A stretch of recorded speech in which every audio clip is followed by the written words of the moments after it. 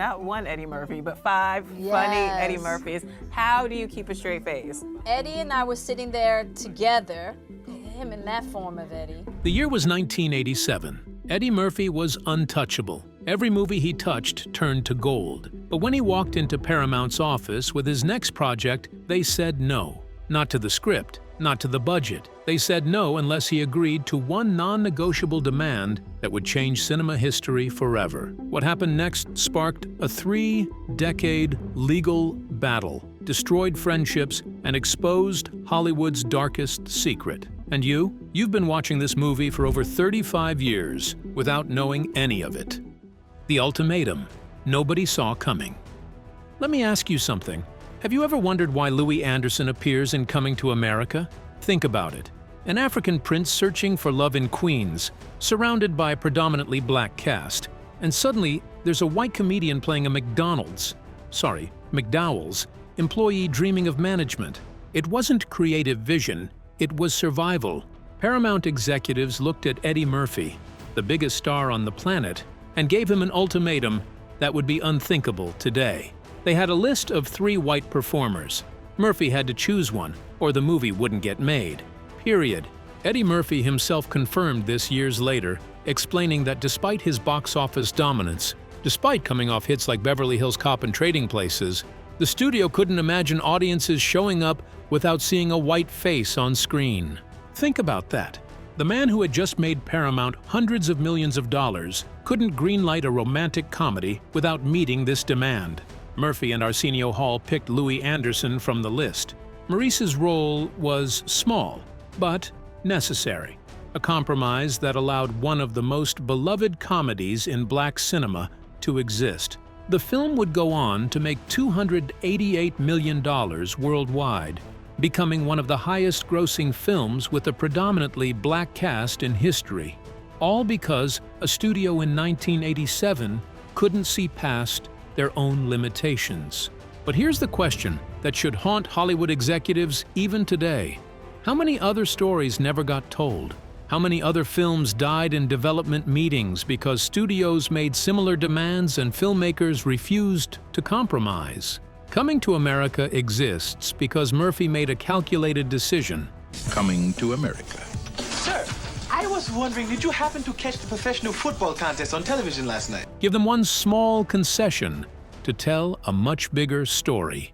Not every artist had Murphy's leverage. Not every story was worth the compromise. The makeup that fooled everyone. But here's where the story gets interesting. How many characters did you think Eddie Murphy played in Coming to America? If you said 1, you're not alone. When the film first released, critics watched the barbershop scenes and found no comedic significance in them. They had no idea they were watching the star transform into 3 completely different people. Prince Akeem, that's obvious, but Murphy also became Clarence, the loud barbershop owner, Randy Watson, the tragically untalented singer of sexual chocolate, and Saul, an elderly Jewish man arguing about boxing. The transformation was the work of Oscar-winning makeup artist Rick Baker, the genius behind An American Werewolf in London. But Murphy didn't just want good makeup, he wanted to test it. So he did something audacious. He got on a golf cart and drove around Paramount Studios. He stopped at different departments, walked up to people he'd worked with for years, and in his regular voice, he told them, "Hi, I'm Eddie Murphy." Not a single person believed him. The makeup was so convincing that Murphy took it further. Dressed as Saul, he flirted with an elderly woman on the lot. She gave him her phone number. He ran into John Amos, his co-star, who didn't recognize him at all. Director John Landis encouraged this behavior because he noticed something remarkable. Once Murphy disappeared into these characters, he became fresh again, energetic, curious. You mean Akeem's the prince? Yeah, and he's in love with Lisa. How come she always gets the good ones? Like he was 19 years old and hungry for the craft.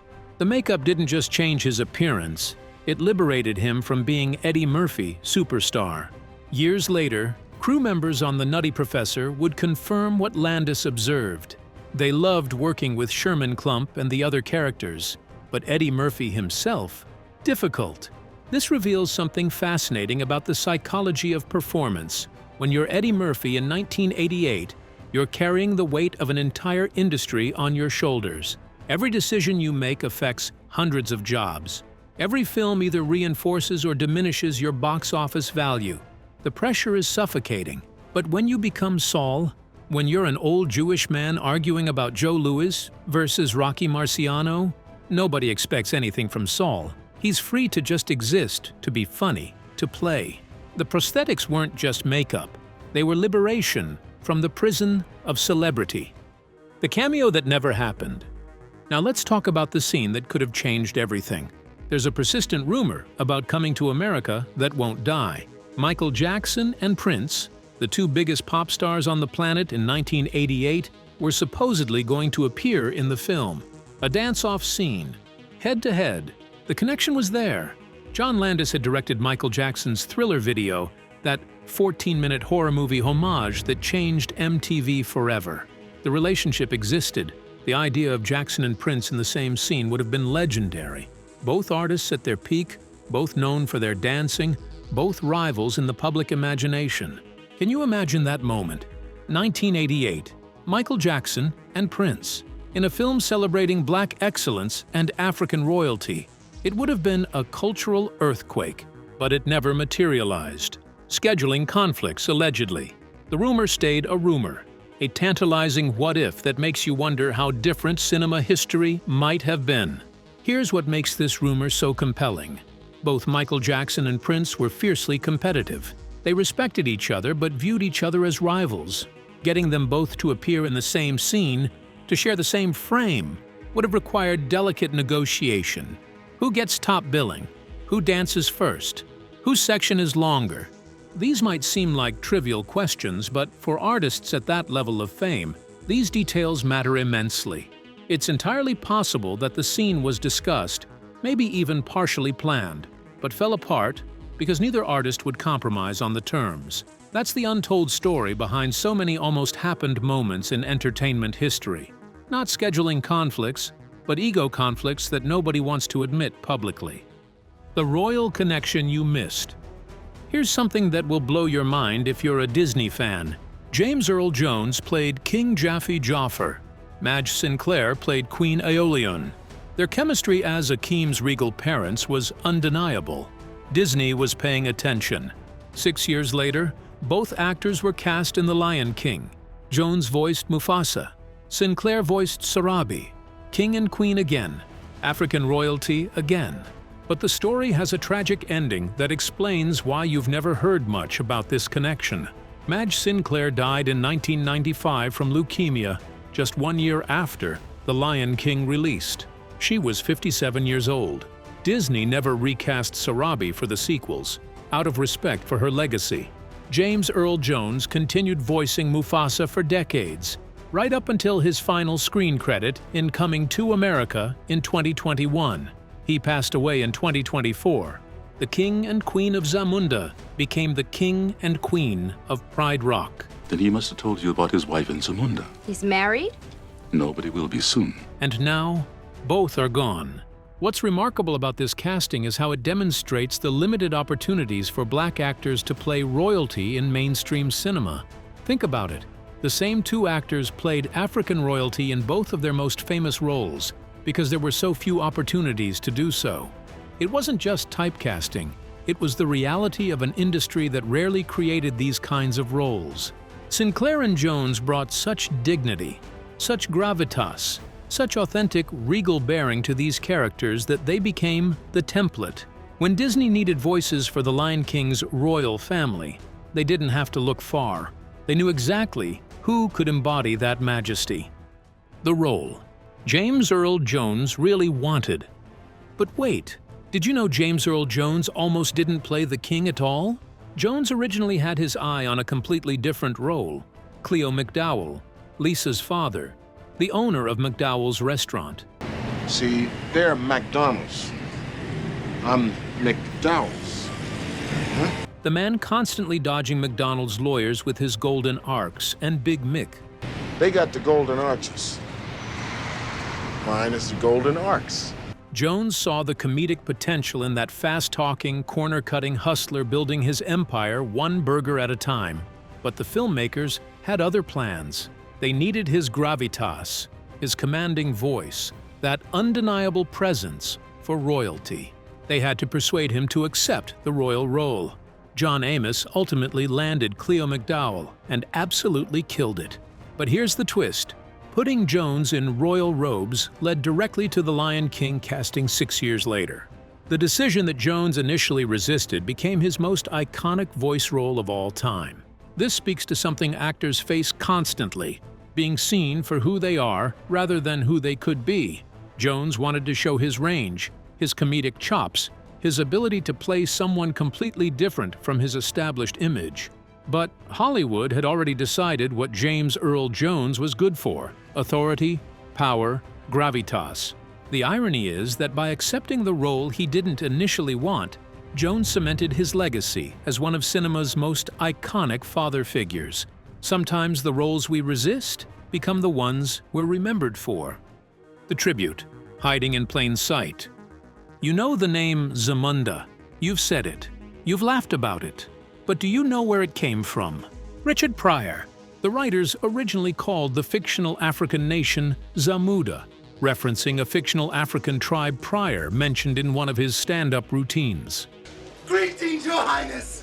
Greetings. Please stop bowing, please. I am a loyal citizen of Zamunda! Landis changed the spelling slightly to make it flow better, to make it sound more like an actual nation. This wasn't random. Richard Pryor was one of Eddie Murphy's comedy idols. Murphy listened to Pryor's album That Nigger's Crazy when he was 15 years old. It inspired his decision to become a comedian. Pryor's fearlessness, his honesty, his willingness to go places other comedians wouldn't. So naming the kingdom after a Pryor routine was a small tribute, a nod embedded in the movie's DNA. Every single time someone says Zamunda, they're unknowingly honoring Richard Pryor, the godfather who made Eddie Murphy possible. The relationship between Pryor and Murphy represents something crucial in comedy: the passing of the torch. Pryor broke down doors that Murphy walked through. Pryor took the bullets so Murphy could reap the rewards. And Murphy never forgot that. In interviews, Murphy has spoken reverently about Pryor, about watching his concerts, studying his timing, analyzing his fearlessness in confronting racial issues through humor. Coming to America is a film about royalty, about legacy, about a son finding his own path while honoring his father. The Zamunda name serves as a meta-commentary on that very theme. Murphy honoring his comedy father by embedding Pryor's legacy into his own work. The controversial character with a message. Here's where things get even more interesting. Eddie Murphy playing an elderly Jewish man wasn't just makeup wizardry. It was a statement. Director John Landis had read an article about Jewish comedians performing in blackface during the vaudeville era. Al Jolson, Eddie Cantor, white performers painting their faces to mock black people for entertainment. Landis found it offensive and ignorant, a shameful chapter in entertainment history. So he proposed flipping the script entirely. What if a black man played an elderly Jewish man? Reverse the dynamic, make a point through comedy. Rick Baker used his own father-in-law as the visual reference for Saul, and when Murphy transformed into that character, something unexpected happened. Landis noticed it immediately. Murphy became energized again, curious like when he was young and hungry.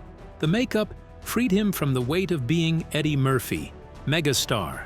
He became someone else entirely, and that freedom unlocked something creatively that would define the rest of his career. But let's dig deeper into what Landis was doing here. Blackface wasn't just offensive, it was a tool of dehumanization. It reduced black people to stereotypes, to caricatures, to objects of mockery. By having Murphy play Saul with dignity, with humanity, with nuance, Landis was making a statement about the difference between transformation and mockery. Murphy wasn't mocking Jewish people. He was inhabiting a character, giving Saul his own perspective, his own humanity, his own rightness in his arguments about boxing. The barbershop scenes work because these characters genuinely disagree with each other. There's no winking at the audience, no sense that we're supposed to laugh at these people rather than with them. This is the difference between representation and appropriation. Murphy had the skill to transform completely, to disappear into Saul so thoroughly that even people who worked with him daily didn't recognize him. That's artistry. That's craft. That's the opposite of putting on a costume to mock. When friendship almost destroyed the film. Now let's talk about what almost killed Coming to America before it reached theaters. Murphy and Landis had worked together on Trading Places 5 years earlier. That shoot was smooth. Murphy was young, collaborative, a joy to work with. Coming to America? Completely different story. Landis didn't hold back describing the experience. He called Murphy the pig of the world. Those are his exact words about his star. Murphy had changed. Massive entourage, late arrivals, rude to crew members. Landis felt like everyone had to kiss Murphy's ass, and he wasn't happy. The director gave Murphy an ultimatum. You can't be late. If you're late again, I quit. Murphy saw it differently. He felt Landis was still treating him like a kid, like the 21-year-old from Trading Places. But 5 years had passed. Murphy's career had exploded. He felt he deserved respect as a superstar.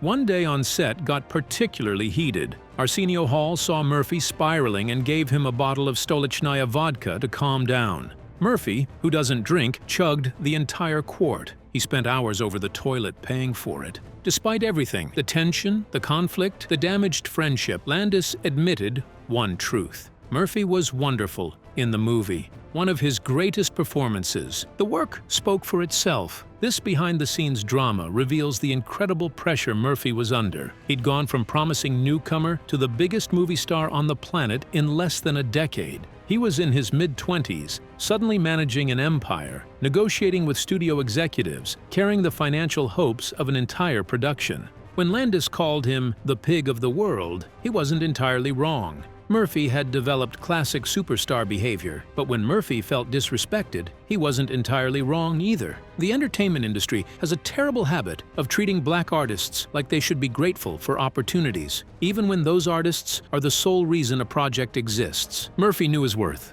He knew that without him, Coming to America doesn't get made. He knew that his name on the poster guaranteed a massive opening weekend. Should he have been more professional? Probably. Should Landis have adjusted his directorial approach to account for Murphy's evolution? Also probably. The truth is, both men were right and both were wrong. And somehow, despite, or perhaps because of, all that tension, they created something magical.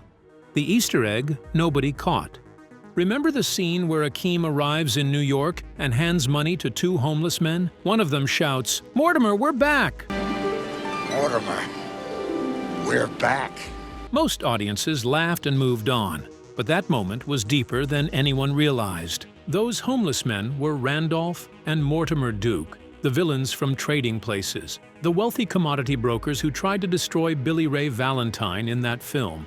By the end of Trading Places, Murphy's character had ruined them, exposed their scheme, left them bankrupt. Coming to America showed what happened next. 5 years later, the same actor who destroyed their fortune handed them enough cash to start over. Listen closely during that scene. The Trading Places score plays in the background, a musical callback confirming the connection. Coarse, frozen, concentrated orange juice.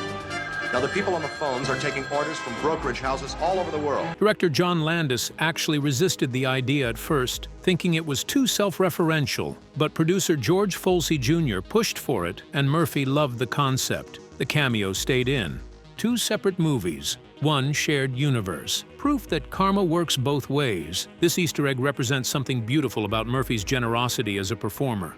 He could have played Prince Akeem as completely separate from his previous characters, but instead, he allowed this moment of connectivity. It suggests that in the Murphy cinematic universe, Billy Ray Valentine got rich, became successful, and eventually raised a family that produced Prince Akeem. Or maybe it's simpler than that. Maybe it's just Murphy, through Akeem, giving the Duke brothers a second chance. Redemption, the very thing Billy Ray Valentine sought in Trading Places.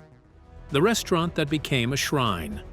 McDowell's, the Golden Arcs, the Big Mick, completely different from McDonald's according to Cleo McDowell. The restaurant was real, a working Wendy's at 8507 Queens Boulevard in Elmhurst, Queens. Production transformed it into McDowell's for filming. Then it went back to being a Wendy's. But fans never forgot. For 25 years, that Wendy's became a tourist destination. People made pilgrimages to Queens just to see where Akeem mopped floors. Sweetheart, why don't you quit this job? Where Samuel L. Jackson attempted a robbery.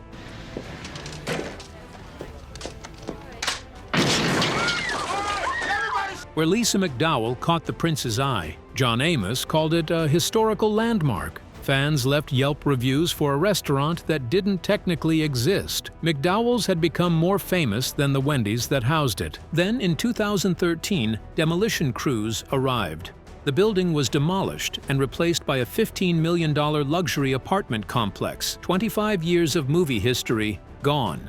Fans mourned online. Some traveled to Queens just to see the empty lot. The Big Mick was officially off the menu. The McDowell's phenomenon speaks to how deeply Coming to America penetrated American culture. This wasn't just a movie location, it became a pilgrimage site, a place where fans could connect with a story that meant something to them. For Black audiences especially, McDowell's represented something significant: Black entrepreneurship, family business, the hustle required to build something in a world that doesn't make it easy. Cleo McDowell wasn't a villain for ripping off McDonald's. He was a survivor, using every advantage he could find to build security for his family. When that building came down, it felt like losing a piece of cultural heritage. In a rapidly gentrifying New York City, where neighborhoods are constantly being erased and rebuilt for wealthier residents, the demolition of McDowell's became symbolic of something larger being lost. The technique that defined a career. Before coming to America, Eddie Murphy had only played single roles: Axel Foley, Reggie Hammond, Billy Ray Valentine, one character per film. Coming to America changed everything. The inspiration came from Peter Sellers, Murphy's childhood idol, the British comedian who played 3 roles in Dr. Strangelove. Murphy had studied Sellers for years and wanted to attempt the same trick. What he discovered became his trademark: the Nutty Professor, Norbit, Bowfinger. Multiple characters became his signature move. In 2002's Showtime, Murphy even played a character named Trey Sellers, a subtle tribute to the man who started it all. Coming to America was the blueprint. Everything that followed was built on what Murphy discovered in that barbershop. But here's what's interesting. Murphy's multiple character performances divided critics and audiences. Some saw it as virtuoso acting, proof of Murphy's incredible range and commitment to craft. Others saw it as a gimmick, a way to dominate the screen and prove he didn't need other actors. The truth is probably somewhere in between. Murphy clearly delights in transformation, in disappearing into wildly different personas. But there's also something about controlling the entire frame, about not having to share the spotlight, that appeals to a certain type of performer. What's undeniable is the technical skill involved. Playing multiple characters in the same scene requires precise choreography, meticulous editing, and absolute commitment to keeping each character distinct. Murphy never lets the characters bleed into each other. Clarence sounds nothing like Saul, who sounds nothing like Randy Watson. Each has their own rhythm, their own vocal patterns, their own worldview. The reference with deeper meaning. There's a moment in the barbershop where Saul looks at Prince Akeem and calls him Kunta Kinte, a reference to the enslaved African from the miniseries Roots. Excuse me. Hey, it's Kunta Kinte! It gets a laugh. Akeem doesn't understand. The old men keep arguing.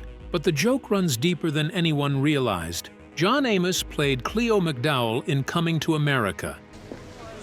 Daryl! Cleo. Hey, you're looking sharp, kid. 12 years earlier, he played the adult Kunta Kinte in Roots, the same character Saul just referenced. Amos won an Emmy nomination for that role. Madge Sinclair played Queen Aeolian. In Roots, she played Belle, Kunta Kinte's wife. James Earl Jones appeared in Roots, The Next Generations, playing author Alex Haley's father.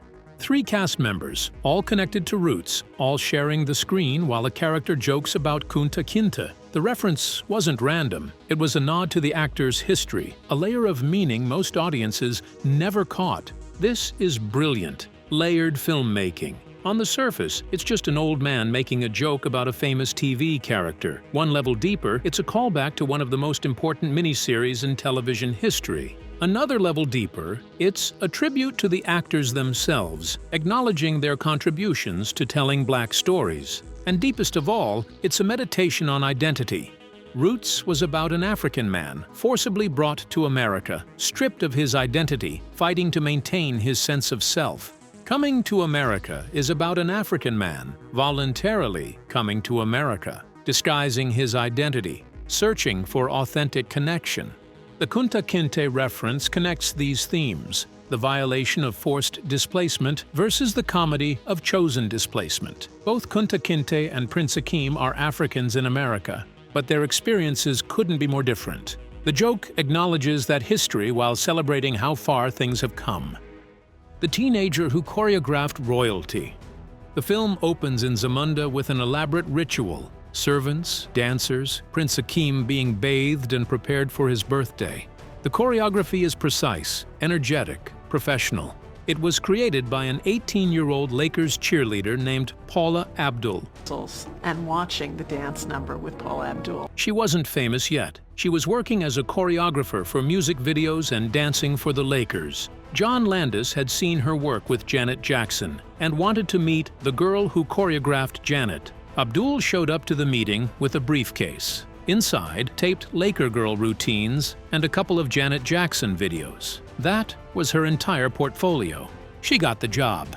1 month after Coming to America released, her debut single, Straight Up, dropped. A year later, she was one of the biggest pop stars in the world. Oh, and she also dated Arsenio Hall after filming Wrapped. Coming to America launched more than just careers. Paula Abdul's story is a reminder that everyone starts somewhere. At 18, she was unproven, unknown, armed with nothing but talent and confidence. Landis took a chance on her, and she delivered choreography that established the visual language of Zamunda, the regal bearing, the precise movements, the sense of ancient tradition mixed with contemporary energy.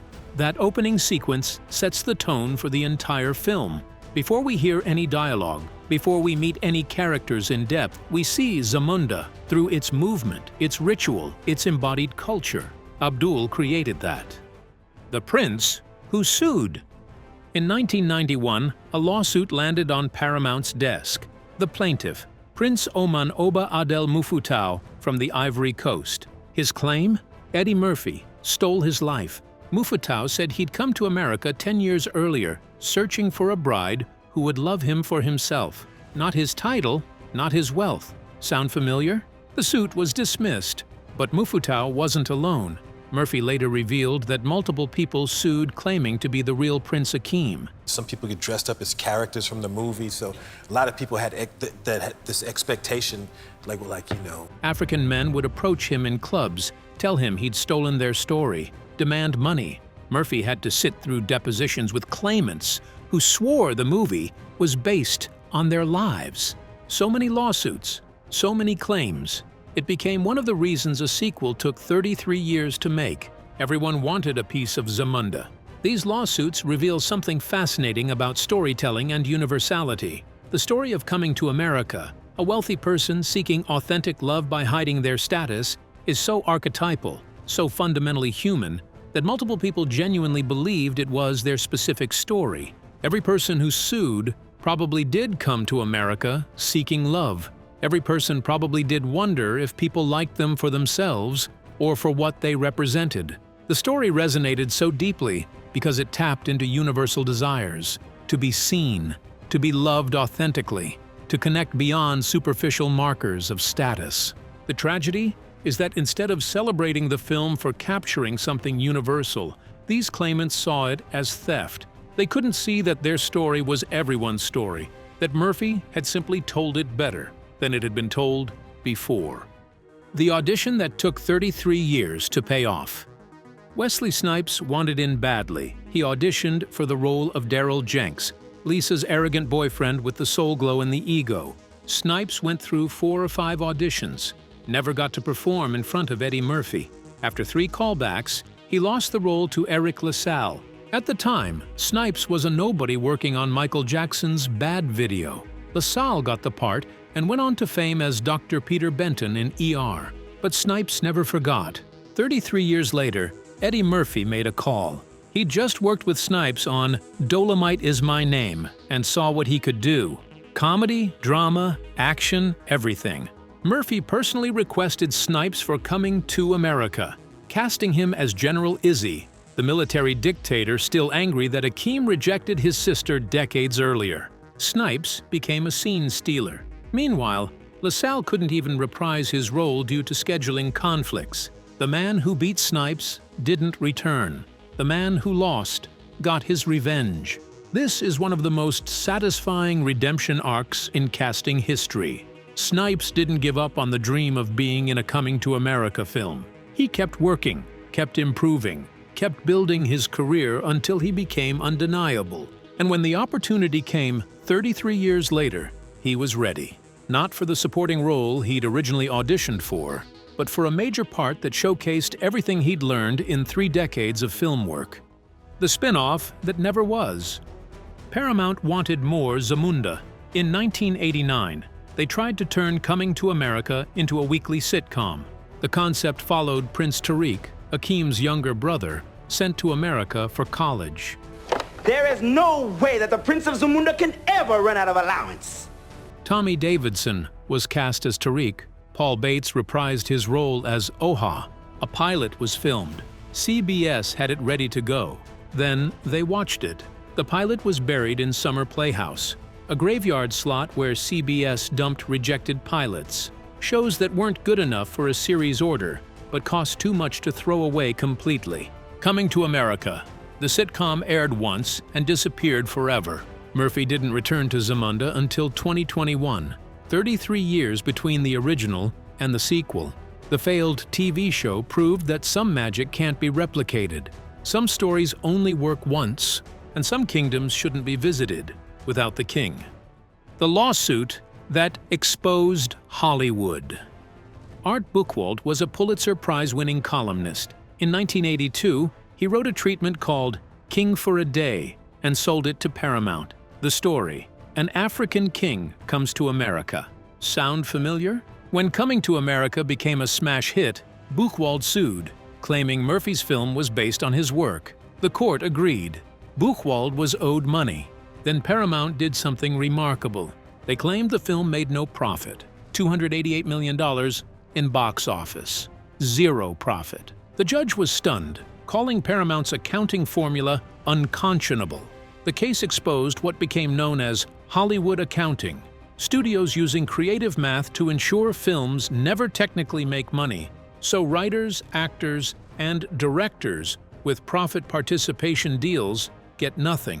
Buchwald settled for around $900,000 after 7 years of litigation, a fraction of what he deserved. But his case changed Hollywood, exposing the trick for everyone to see. When Coming to America was released in 2021, the credits included a line most viewers missed: special thanks to the estate of Art Buchwald.